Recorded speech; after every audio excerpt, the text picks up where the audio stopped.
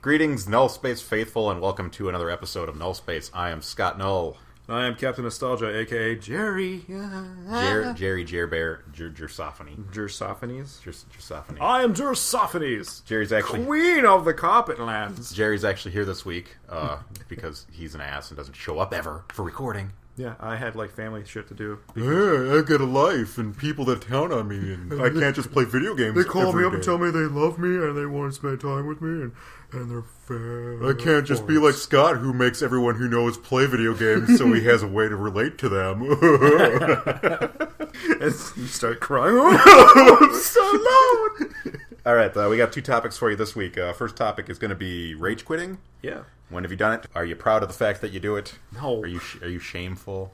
When do games just get under your skin and feel like you've got bugs crawling the brain? Fucking, pout. Brain bugs. The second topic is innovation versus gimmick. We're going to talk about what it means to have a gimmick versus actual innovation and what we feel actually defines that. What are good examples? So, Jerry, how you doing? I'm doing fine. You're not enraged right now? No, not really. Because the topic is rage quitting. You get it? Don't fucking tell me. You get it? All right. I'll rage quit. Give us a quick definition of rage quitting, Jer. Well, basically throw a temper tantrum right in the middle of the game. I don't want to do this anymore. And you just kind of throw it out of control and you walk away. Alt F4, plug the thing, and go, fuck you, game. And that could be done, playing by yourself, with Final Fantasy or whatever, or playing online with Call of Duty when you're, versing a bunch of other OP bastards. Or you just suck. Who the fuck rage quits to Final Fantasy? Me? Alright, Jer, give me an example of when you've rage quit in the past. I raged quit actually last night when I was playing Saints Row Get Out of the Hell, the expansion of that, because I finally beat 4 with everything done, because it was super fun. I'm like, alright, let's do Get Out of Hell, and I rushed through the tutorial, and fine, whatever, and I got to the first mission, and I had to fly through these fucking circles, and the level design was so cramped that you had to do these sharp turns with your new wings, and you're like, and I just kept on flying into the walls, and I'm like, oh, this is a fucking first level, and I'm like, and it's like, well, you sort of passed. I'm like, oh, fuck you, man. It's acceptable. We'll take it. Just got done playing 4, and I was like, just a ball. I tweaked out my stats to maximum, and I'm flying around the city. I got really good at flying, and I thought this was the same mechanics. It feels similar to flying in 4 compared to Get Out of Hell, but apparently I was just too much still into that, and I kept on failing horribly. I was a drunk bird flying through inside of a car, so I'm like, oh, it's bad. So I raged quit, and I did something more productive for my day. Last time, I'm going to think about... I've got a bunch of examples of rage quitting written down, but I'm going to bring up the biggest ever rage quit ever was Sonic 06. Sonic 06. If you never rage quit during Sonic 06, you've never played it. There were levels later in the game where it was basically just... There's this free running aspect of Sonic. The levels where basically Sonic will just run and you try and control him, but he kind of does whatever he wants. And one of them actually had you run on the ceiling. Do you remember that towards the end? I fucking hate that. No, you sat there for... Actually, a whole day. I think I bit my lip and was bleeding at one point because he kind of just the physics are so bad that he'll trip and kind of keep cannonballing through into the background, flail and he just kind of goes off into the distance. And we were trying our hardest to beat this fucking game, and when it keeps pulling shit like that, it's just not fair. So the game was cheating. I don't know if the game was cheating or it was just horribly coded. I mean, there are levels to rage quitting, and that was getting near the whole smash the fuck out of the controller. Yeah, that was... No, I've seen you actually throw the controller. Fuck that thing! I'm not going to work! And then you just sit up at the front desk and try to... So, I mean, there's the rage quitting online of fuck you, I'm not playing with you anymore. Screw you guys, I'm going home. Yeah, screw you guys, home. Yeah. But there's also the rage quit of, I'm going to break something or hurt myself. And that definitely, Sonic 06 was the prime example I can think of some of those levels where the game is just so poorly designed and stuff. I mean, I have played online in Rage Quit. Not generally. I try not to do it when I'm actually playing like an online match, like Call of Duty or Splatoon or stuff like that. Yeah. But like World of Warcraft, when I'm getting camped, I will just say, fuck you, I'm not doing this anymore. Well, you just feel like target practice at that fucking point. It's just, whatever. I'm trying to relax, and this is just getting in the way of that. So, fuck you, I'm out. What was it? I felt like that way a lot in Destiny. See, your character matches whatever you are doing in the main campaign. So you go online to try to level up your character. I'm like, I'm a level 2, and then I'm versing level 35. Yeah. I'm getting like blown away at every stupid fucking corner. I'm like, God damn it. What's with you in the sound effects today? Just everything is explosions with you. Everything is fucking explosions. I am very gassed. So I'm relating to that. But no, I rage quit a lot in Destiny, and because I couldn't level up my character and nobody would play with me, and it was a fucking horrible. That's funny because and same thing with Halo 5 online too. Didn't have fun with that. I like the older maps. Same thing. But yeah, online, if I'm versing a team of people that are just like prestige to level infinity and I'm just starting out because I just picked up the game late, that always pisses me off. If I'm a late bloomer from a game, I'm like, oh cool, I finally get to pick up this game because it's finally affordable to my own pricing. Yeah. And if I go online, I'm like, oh, everybody's beaten the game over 20 times already. And everyone has everything memorized. That's one of the reasons I haven't gotten into Team Fortress. Because everyone has everything memorized. I'm new to the control scheme. I need to learn it myself, but there's never going to be an opportunity. Because every time I go on there, I'm just going to get fragged until I cry. Right. I got really excited when they introduced those robots or whatever to Team Fortress. Oh, the AI, so you could actually play with yourself and learn the game? So there was that. But no, the new skin. I don't know. But yeah, I tried downloading Team Fortress 2, and I'm like, wow, I'm really horrible at this. I'm terrible at this, and it's not fun. It's not fun at all. It's not, it's not, their fault. It's my fault because I didn't spend all that time, practicing and jerking off to the game. But hey, you got to do something with your time. That's true. I mean, I wish I had more time to do that, but I don't. The rage quitting, it was stronger in the past when games actually had teeth, the classic games. I mean, do you remember playing, like, Castlevania 1, 2, and 3 on the NES? And 2 specifically, because that was the one we started with, believe it or not. And my dad, I watched my dad rage quit a lot in that game when we first got it when I was a kid. What the fuck do I do? I've only broken one game, and I've said this on the show before, but Ghosts and Goblins, because I fucking hated it. Ghosts and Goblins, that's an evil fucking game. Dude. I rage quit on that thing more than I can even, No, I know it's a collector's right now, but no, I don't blame you. That game was fucking evil. Mario 64. I have this game memorized. I can play it my sleep every level. I mean, if I die and go into heaven and it turns out to be Mario 64, I'll know how to go get around. I know every secret of that game. Played it so many times, gotten every star, but there are still some stars on there. They just piss me off. Like, there's that Little Big World. Yeah. Where you have to race Koopa the Quick the second time. Yes, I remember. And at one point, it you're running and that gust of wind. First of all the paths are really thin. Yeah. Then that gust of wind pushes you off the cliff. Fucking hate that level. That entire level, because even getting 100 stars in that level is a huge pain in the ass. 100 coins. 100 coins in that level is a huge pain in the ass because all of the coins are on these cliffs. And it's like one wrong move and Mario goes, ah! Wow! And you're just like, fuck you. I've played this game so many times and I still rage quit on that level. I rage quit a while back on, what was it, the second race of the penguin in the snow level? With the big penguin? The big fat ass motherfucker. Yeah, you did it. Because he's a murdering asshole. He'll push you off the cliff to kill you. You fucking sucks. I'm like, I remember I had to redo that a handful, a dozen times. Like, you son of a bitch. Yes. He will push you to your death. He's a dick. Penguin sucks. Actually, games. I usually rage quit less when I'm being, camped and shit because I play online games and I know I suck, so it doesn't get to me as much. But when I'm playing alone and the game is too difficult, I rage quit because it's like, I'm not one that's beat me, but fuck you for right now. I understand. I've never rage quit on Splatoon, but I found out recently that Gary does not like Splatoon, and he's rage quit on that. Yeah, he doesn't like Splatoon at all. Gary, why? Why, Gary? Post a comment below, Gary. Undertale hard mode. There's a secret hard mode when you play it, and it's not even that hard. It's about as difficult as the end of the game, but it pissed me off last night, and I kept trying, and I finally just said, enough. I'll come back later, maybe. You know what? System Shock 2. System Shock 2. System Shock 2, I'm still in the beginning, and they're the mutants coming after me, and all I have is the crowbar, and it's just like you're hitting them is so slow that basically it becomes like it's almost like, you know, anemic baseball.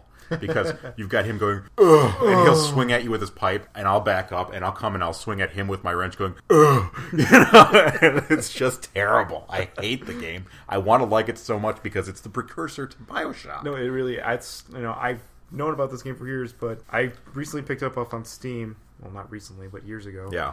But I'm still in the very beginning of that game too, and I've always like praised it, even though I haven't really beaten it. And I'm like, yeah, because it's BioShock. I love sci-fi, I love all that kind of jazz, and yeah, I'm still having problems with that game. I can't stand it. The controls are counterintuitive, but it's an older game, so you can't really blame it for that. No, I can't. Really, it pisses me the fuck off trying to play it.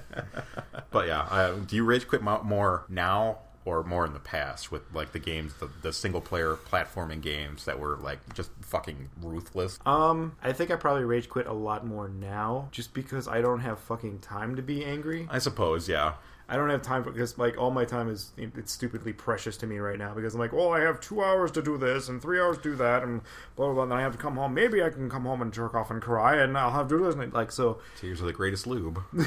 So like if I have a half hour of gaming and I'm not, you know, happy or excited for anything and I'm like pissed off, I'm like, well, this is a waste of my fucking time, and I'll just quit and I'll walk away and I'll be productive with my time. You ever rage quit so hard that you just get rid of the game entirely?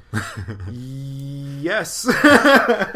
I mean, I know the last time you did that was Happy Home Academy. Happy Home Academy, and I'll go back to it. I saw it go down to $32 on Amazon right now, so that's a little cheaper from the $40 price tag. About the only game I can think that I actually got rid of specifically because I was pissed. Not GoldenEye Reloaded, because I wasn't pissed at the game itself. I was pissed at the developers. It was more of a copyright too. They couldn't get the original map. No, it wasn't the original maps. It was the whole, you know, I wanted the cartoony spinning ammo thing and to pick up the guns like that and all that crap. Oh, okay.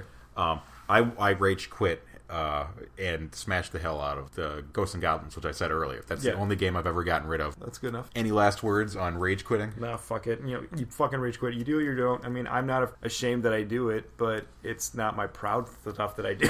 I'm saying don't rage quit when you're on a team. No, I don't do that. Like when you're actually fighting with people, a co-op. Don't rage quit just because it screws everybody else over when you're having a tantrum. Yeah. But rage quitting, I would say, is a healthy alternative to smashing the crap out of stuff. It lets you, like, you know, almost say fuck you to the game and walk away without having a gasket blow in your head and having blood shoot out your nose. I could probably easily say that I probably rage quit maybe a healthy maybe dozen times a year. Just because, I mean... There's that moment of my life and my mental state where I just can't fucking take it right now. And it's just like, you're playing this to calm down and relax. And you're not calm down and relaxed. And it's doing just the opposite for you, so sometimes you need to do it.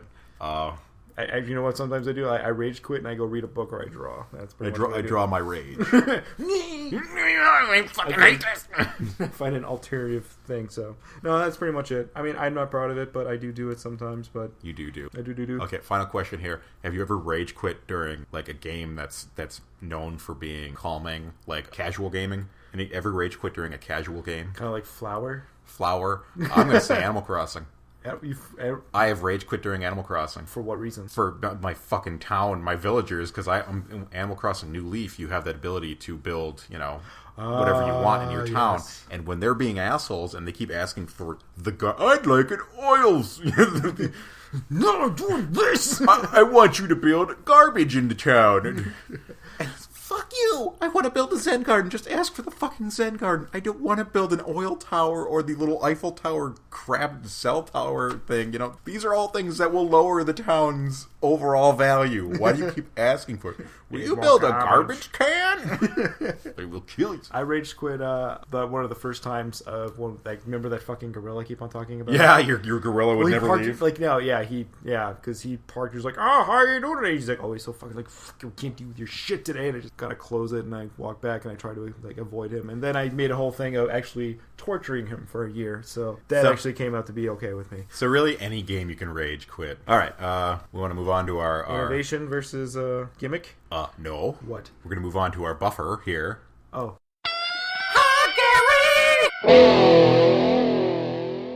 Hi, Gary. Jerry just dropped off your gift to me, which is awesome. It's the classic Mario amiibo, the 8-bit style, and it's fucking awesome. Gary gave me, Isabel on a little, like her singular package. I think he special ordered from Europe or whatever. So it's an amiibo Christmas. It's only because Jerry finally brought it a month late. But Fuck you, Gary. Yeah. Also, Gary was helping us out this past week with the new microphone, which I'll bring up later. So, Gary, as always, thanks for your help.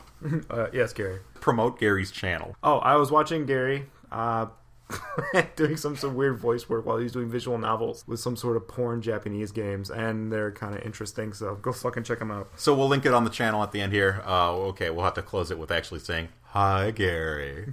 Goodbye, Gary. All right.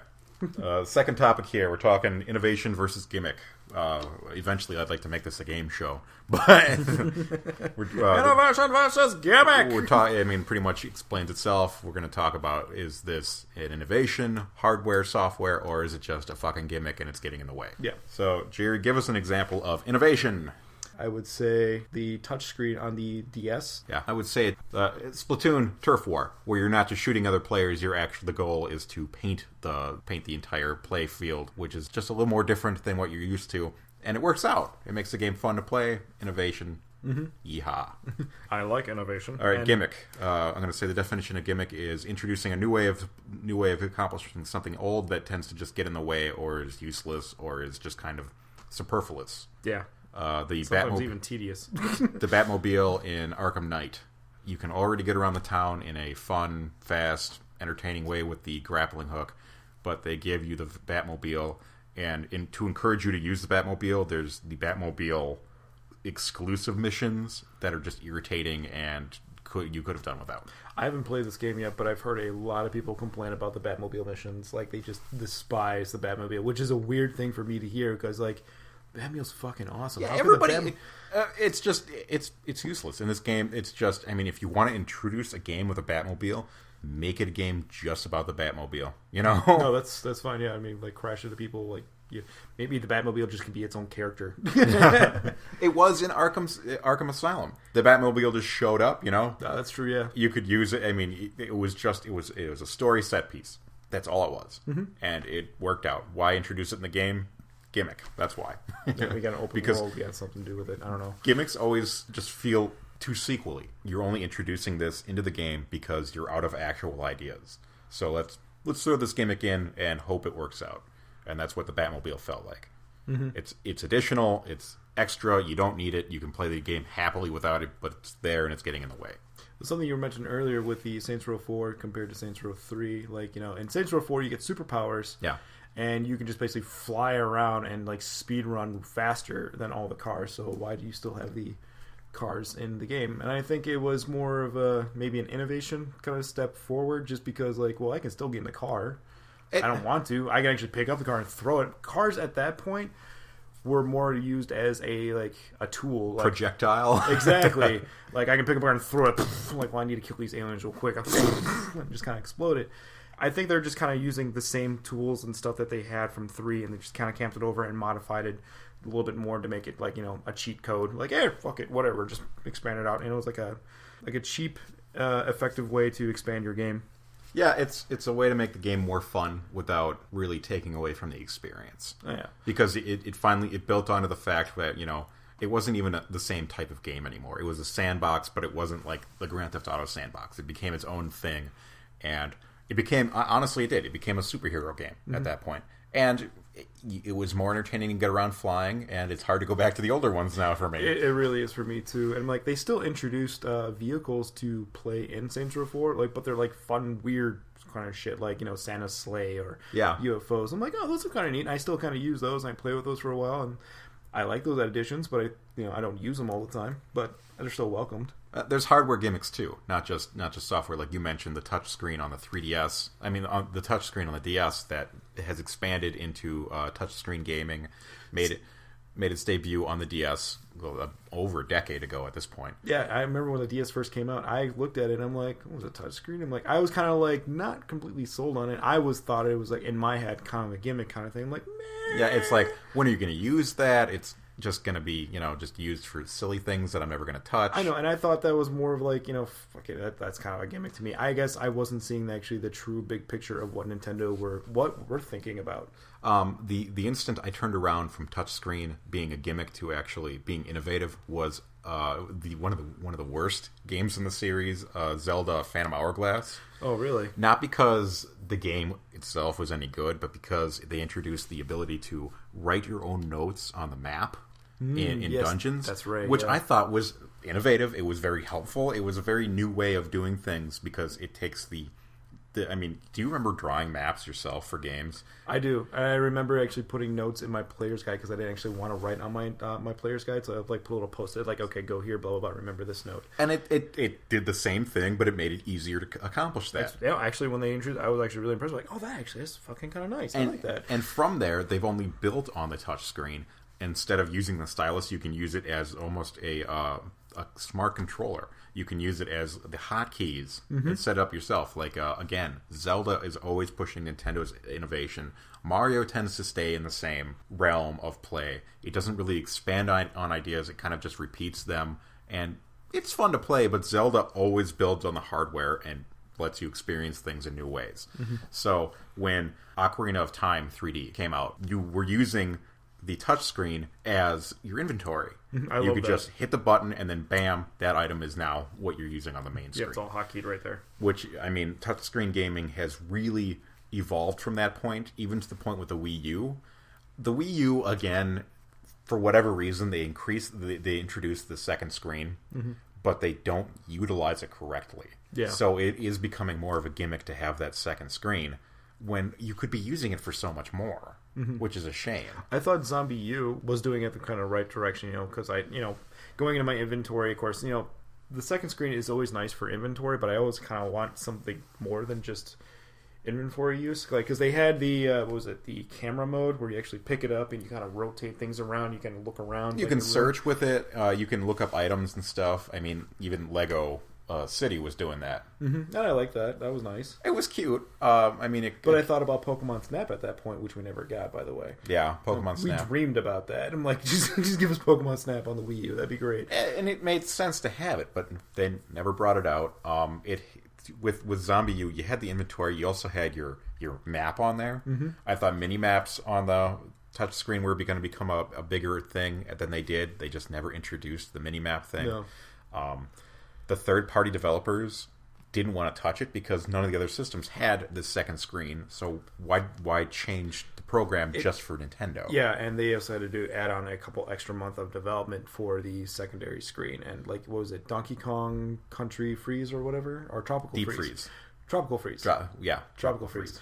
They didn't do anything with that with Retro Studios, which is really weird because that is a second party developer that works closely with Nintendo, and they didn't do anything with the touchscreen. They're like, well, it's just going to add more development time, and we'll just want to release the game and fuck it. So a lot of time, hardware innovation does get in the way. It steps on itself. Now Nintendo is basically, they're pushing the second screen too much, where you get games like Canvas Curse. Yeah, I wanted that. I looked really cute. My girlfriend Kelly, she's like, oh, that looks really cute. And we saw how it was played, and we didn't want it. where the entire gameplay takes place on the second screen, and you're not paying attention to the actual TV, which is really weird. And I'm worried that the new Star Fox is going to be the same way. I was actually going to bring that up. I am very, very worried about the new Star Fox, because all I want is a rail shooter with Star Fox running around like a jackass and Falco stupid one-liners. Yeah. And Nintendo isn't the only system that's guilty of gimmick hardware that gets in the way. No. I'd say number 2, even though it's not the most hated. We both know what the most hated gimmick is. We'll get to that last. But number 2 is Sony with the constant release of additional hardware that they never use. Or backup or nothing, no. They release this hardware, and a lot of it's really cool. It's cool. Okay. The Wonder Book. The Wonder Book, for kids, was entertaining, but they touched once. All of once. Yep, they once. released, and you never heard about it again. They are notorious for that. I mean, I bought the Wonder Book, what was it, for like $7 at a store, and I'm like, you know what, I'm just going to pick it up just for the shits and giggles. I had my fun with it for like 10 minutes, and my girlfriend's daughter played it for literally 5 hours. She adored it, but after that, she had no use to play it anymore. She's like, yeah, whatever. She played the one game that came out yeah, for I know. it. And she was like kind of done with it. She's like, oh, that's neat, blah, blah, blah, blah, and then there was nothing really much to do with it more. The thing is, motion control gaming really did a number on the game, the entire industry for a while there. Nintendo introduced motion control gaming with the Wii, and well, the best part about with that innovation, I believe it was innovation, they were using old technology to do something new with it, with a Wii remote. I was more concerned with the fact that motion control gaming, it's just not as immersive as you want it to be. No. Because there's no force feedback, you know? There's no, I hit the wall with my sword and I can feel it. Kind of like what Time Crisis guns. I always love Time Crisis guns, where you actually got that kickback with your gun, you're firing, you actually step on the pedal to duck. You want that kind of, when you're using motion control gaming, you want that kind of immersion to actually suck you into the game, like, that almost sounded dirty. Like, I'm sword fighting, I'm driving, I'm doing whatever with the Wiimote, I'm using it as a baseball bat. There's nothing to it. You just can't. You can't have that kind of force feedback with a controller, which is why it seems more of a gimmick these days, because they seem to have almost dropped motion control gaming. Mm-hmm. I'm tired of it. You just don't use it anymore. And unfortunately, because it's sold so well with the casual market, Sony and Microsoft picked it up, and Sony's PlayStation Move, which thankfully they didn't put that much effort into, was the exact same thing as the Wii. They tried with it, except it had that fucking glowing ball on the top. That was just basically a marker to track your movements. Which was dumb. But, I mean, I guess it could have worked, it just didn't. No, it worked just fine. The technology for... I have the PlayStation Move, you want to try it. It was actually given to me from a friend of the show, Tim. He gave me the PlayStation Move with the analog controller, and he's like, here, I'm not using it. Yeah. And I'm like, all right, that's cool. And then Portal 2's motion control gaming port came over, like the expansion. I'm like, yeah, I'll buy that specifically and play it out. And I've tested it. I'm like, oh, it's really neat. It's kind of wonky at some points here, but again, it was just basically a slightly better version of the Wii remote, because instead of using infrared, they were actually using the glowing tracking ball, and that actually tracks your movements a lot better, along with the gyroscope inside the controller. I mean, we can talk Sony with gimmick for hardware forever. We can go start from the beginning. UMD discs. We can go from there to the iToy, then the PlayStation Move, the Wonder Book, the Vita. The weird thing about the iToy, that's been around since PlayStation 2 days. Yeah, that's what I'm saying. The iToy was... And they tried it, and it was fine. I mean, I remember getting the iToy, and I'm like, oh, they got the weird... They had like a Sega Hits thing, and it was like a bunch of mini games where you try to drive a Crazy Taxi car or Sonic or whatever. I'm like, it's fine. Whatever. But it was, again, kind of broken because the technology was kind of out there. But they tried again with PS3, and that was also crap. Do you remember the card game with the iToy for PS3? Eye of Judgment. Eye of Judgment. I have that at home if you ever want to do a Let's Play of that. Have you ever played it? Once, and it was a fucking massacre. It on theory, it should have been good. I mean, it's kind of like Card Captors or whatever, Yu-Gi-Oh! The Magic the Gathering, but with the holographic. It was actually idea. Done by the same studio that did Magic the Gathering. Did they not want the competition or what? I don't know, but it was done by the same studio that did Magic the Gathering, Wizards. And yeah, you have your own cards layout, and you just put it out, and the cards come alive, and you actually see the cards actually go in the battle as they're animated. It was really kind of a cool concept. You want to talk about the Vita? I know. I mean, we were both very aware of the Vita and the downfall of the Vita. The download of the Vita, which is a real shame because, first of all, you had the direct streaming directly to your system from your PlayStation 3, which never worked because they never developed on it. And they tried a little bit more with the PlayStation 4 as well. There's that combined link where they were trying to, like, if you have the Vita and a PS4, you could do something very similar to what the Wii U does with their tablet. Yeah. And so I'm like, well, that's really cool. It's a shame because the Vita has such potential. It looks, the games on there look gorgeous, but they never developed for it. No. I mean, on paper, they actually try to go for the demographic. Like, it is a portable, high-definition gaming device. And it was really Like they have back touchpad and a front touchpad, but that was kind of the problem too. That it's wonky because the games like fondle the back of the console to whatever. I'm like, what the fuck? I'm like, it's another they introduced the hardware for it without having a reason for that hardware, which is almost not the prime example of a gimmick. It's just, we don't need this. Why does it exist? Well, they should have had like some sort of game. Like I believe what Nintendo always done right. It's like, all right, we're showing off the new hardware. We need to actually present what the hardware can do with the game. Yeah, what we need the hardware for, why we need it to exist. Wii Sports was a perfect example when they released the Wii. Like, here's motion control gaming.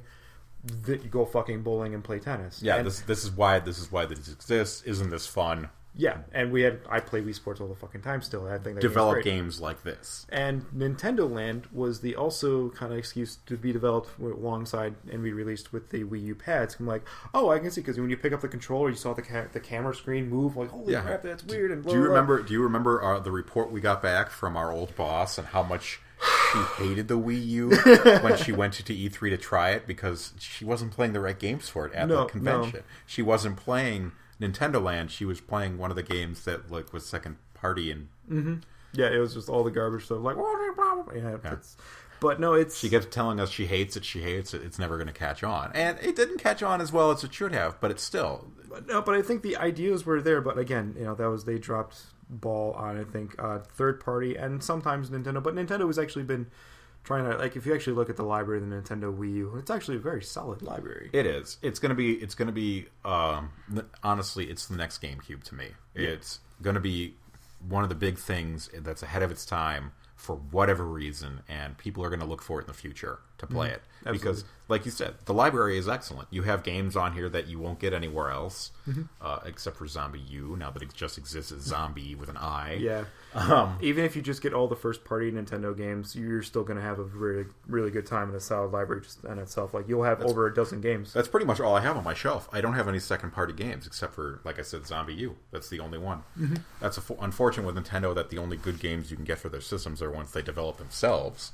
Well, they know their hardware. Yeah. That's what they're a very good, development team. All right, you want to move on to the last and most hated gimmick of all time? And not for everybody. Mind you, there are a lot of people who do like what we're about to talk about. But there are some people, even including my sister and her kids, who enjoy it. I'm going to say one thing: Fable the Journey. I'm screaming into my bottle right now. The Kinect. The Kinect, because they try to do the same thing, but poorly. It was poorly implemented. It doesn't work right. I'm going to keep saying this. The Kinect doesn't work. In my idea on paper, it sounds really cool. Like, it sounds like Star Trek with the hologram room thing. You mean the holodeck? The holodecks. Holodeck. Or like you move your body, kind of guys like, well, interact with the screen in front of you, blah blah blah, without having a controller. You are the controller. I'm like, all right, that's neat. But if the controller actually fucking worked, but I guess you don't work. You are the controller, minus the buttons that work, and don't move from that spot because I'll freak the fuck out. It's the holodeck, but your feet are nailed to the floor, and half the time it doesn't see you. No, remember in the old store we used to work at, we actually had to beg to remove the Kinect because we had the pay to play section, and kids would keep going in there to ask for the Kinect, and it never worked right. It was always a big chunk of the time they paid for trying to set it up, because you had to move things out of the way. They had to stand in the specific spot that was pretty much in the aisle. Before they actually paid for the hour that they wanted to play there, we actually let them know that it is a bad decision. We'd explain this whole situation. And it wasn't, you wanted to help the customer use the time they're paying for to play the games, and of course you wouldn't charge for setup. When we're moving stuff, you're not running the clock. We start the clock as soon as the game actually you're in the starting playing, which takes, and even after they were set up, even after the customer is all set up, the game was playing, it would keep cutting out. It would just keep going, where'd you go? Where'd you go? I don't know. And it also was a problem too, because we actually bought these added peripherals to try to make it work. Like the Kinect Zoom, which was like, okay, you don't need to be 20 feet away from your system. You could play from inside your own living room. And it still just did not work right. No.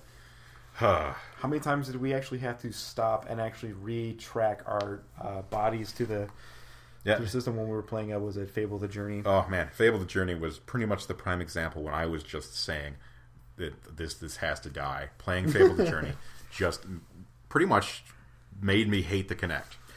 You know what made me hate the Kinect was actually Sonic Riders. Sonic Riders, that never worked either. I told the kid that it wanted. He was like, "Can I play Sonic Riders?" Like, dude, man, I know Sonic is cool, but fucking this game does not work. You will not like this game. You will not have fun playing it. You are not going to get past the menu. And that's not true. Like, you're not going to get past the menu. After 10 minutes, he comes to me with like a sulking head, like, I can't get past the menu. Yeah, I can't select play, which is when your game is broken. Star Wars Kinect was gimmicky. That was a pure gimmick themselves. You know what the Kinect worked for? What? The dancing games. Yeah, that's all it worked for, and it's only because it didn't really track you. No. There was one thing that my sister was showing me that it was a free game that Double Fine Studios made. It was basically just a bunch of random, silly little things, like a lava's coming down, and you just have to move the lava away. There was no objective, there was no purpose, and there were just silly things for kids just to kind of flail their arms and run around the room. That's when the Kinect works, when it doesn't actually need to track you for anything serious. No, it doesn't. And I believe, did the Xbox One Kinect, did they build on that? Did it get better? I heard it got a little better. Kind of like, it's the comparison of the Wiimote compared to the PlayStation Move. Is it better? Yeah, a little bit. Or the Wiimote versus the Wii Motion Plus? The Wii Motion Plus, yeah. It's a little better, but who cares because there's nothing to play on it. We'll have to build on this topic again later because I feel there's a lot more ground to cover here, and we're only just scratching the surface of, That's very true. Gimmick versus innovation. Maybe we'll actually do that. We'll name some. We'll go on back and forth. We'll go, okay, I'll name something. You tell me innovation or gimmick and explain why. But for now, we'll have to cut the topic here unless you have anything final to say. No, we can do a part 2 on this. I'm totally okay with that. I mean, I got a list of things of innovation versus gimmick. We'll do that. We'll do that more of a game show next time. But that'll cut it for today. Moving on to our closing topics here. Want to do our find of the week or rare candy? The rare candy. I'll go first, just because we're using it right now. The Blue Snowball was on sale this past week on Amazon for a third of the price instead of being $99. It was about, I think it was 40. What was it? I think it was $39.99, and then I used the points I had on Amazon to knock it down even further. Fantastic device. If you're wondering why we sound so clear this episode, it's because we actually have a microphone that's decent. So the people at Blue, if you ever listen to this, thank you. Thank you so much. My rare candy for this week, again, finally saw Gary last week or so, and he gave me as my Christmas present as Isabel, and I was really happy about that. Isabel what? Isabel Amiibo. The Isabel Amiibo. Now, the thing about that's really special about that and is because Isabel can only be bought here in the States as a combined package of buying the Animal Festival, the Amiibo Festival. Amiibo Festival, and that's the only way you can buy it. You have to buy the whole fucking game. If it's not on sale, it's like a $60 price tag, and it's not worth it. They say the game is actually really boring. Yeah. I mean, it's good for like 10 and under kids that just kind of like putz around, and that's totally cool. It's Mario Party Light. Yes, that's pretty much what it is. And that's okay. If you like that kind of thing, totally cool. That's up your alley then. Yeah, he found that. He ordered it for me. Really excited. It's actually still in the package. It's sitting on my shelf right now. I'm not going to open it because, I like that kind of stuff. Like, even though I bought another villager, the original villager that, he got me was from Japan. And I really like the packaging in Japan, so I put it on my shelf too. It was next to my Isabel from Europe or wherever it's from. Yeah, so. And that's the thing is Isabel is coming out. The Isabel Amiibo is coming out for the States, but it's not the same figure. It's not the same figure? She's in a different pose, I believe, or wearing a different outfit. Interesting. Okay. But well, again, she's a nice little collector's for me, and I do like Isabel, so she's going to be nice and proudly displayed on my shelf. Do you want to do your fuck you of the week? My fuck you of the week? I didn't think about my fuck you this week yet. My fuck you is going to go. It's going to be the first time we do a fuck you to a fandom. A fandom. A fandom. And when I say that, it's not to every fan. I'm not saying if you like this game, fuck you. I'm going to say fuck you to the Undertale fandom. Not everybody. I'm going to say fuck you to the creepy Undertale fandom, which is Rule 34ing this game, which really, really weirds me out. You got Scott into like a little unsettled. I mean, Rule 34 has always existed, and it's always been like kind of funny, but this is just to a point of it's really awkward because the characters in this game are all like either the skeletons or they're like animals, and it's like, yeah, I've got nothing against furries, but when you have them like from this preschool-esque art, it's just really grasping at straws there. That's not the only reason I'm saying fuck you. It's the fact that no one will shut up about it now. And yeah, it's a fad. It's everyone talking about it. But when you pop on Tumblr and my gaming feeds are all Undertale memes over and over and over again, I don't want to get sick of this game because I did love it. But you're all making me get sick of this game. So like, can we please dial it back a bit? I mean, it's the same thing as Five Nights at Freddy's. Really weird porn. Too much talking about it. It's, to the point where it becomes a fad and you don't want to deal with it anymore. That's fair. That's valid. My fuck you, I guess, it's a very light one, and it's not really a big deal. It's I don't play my Xbox One very much just because I have not much to play on it. I mean, all the games that I got, I usually play on PC or on other consoles. Every time I do turn it on, there's always a massive update, or they're redesigning the dashboard for the 15th fucking time. Please stop. Just keep with one fucking dashboard because I am tired of this shit. Even with a 360 dashboard, I like the first original one. There were 4 tabs. It was like music, games, and store, and that was it. I'm like, oh, I know exactly where I need to go, and I'm fucking gone. I'm already playing my game. I can't find shit anymore, and now I have so many other fucking tabs that I don't even know what they do, and I don't fucking care. It's a minor thing, but it's it's not user friendly anymore. I don't give a shit. Microsoft, you're trying to too goddamn hard, and go back to simple basics, man. Okay, my thumbs up of the week is going to be to the people at Twitch and the creators of You Don't Know Jack and Jackbox. Oh. We had a stay-at-home party this past week. I'm probably going to open it up to the future where we're not going to just have an invitation only. But for the first playthrough, I wanted to make sure we could have a safe environment where we're not going to get some troll on there doing terrible things. Absolutely. Yeah. But we, if you've never played it, the Jackbox bundle is a great party game at home. There's games basically. Quiplash, which is Cards Against Humanity without the card, without you. Basically, you enter your own answer. I like that. Fibbage, where you basically have to trick someone into believing the lie you've made up.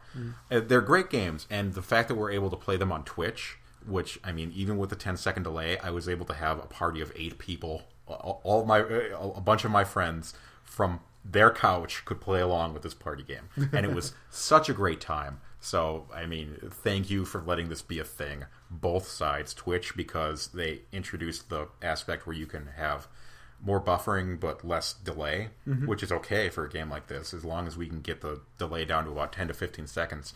And You Don't Know Jack for actually putting that in the game where you could extend the timers. Great time. We'll have it in the future.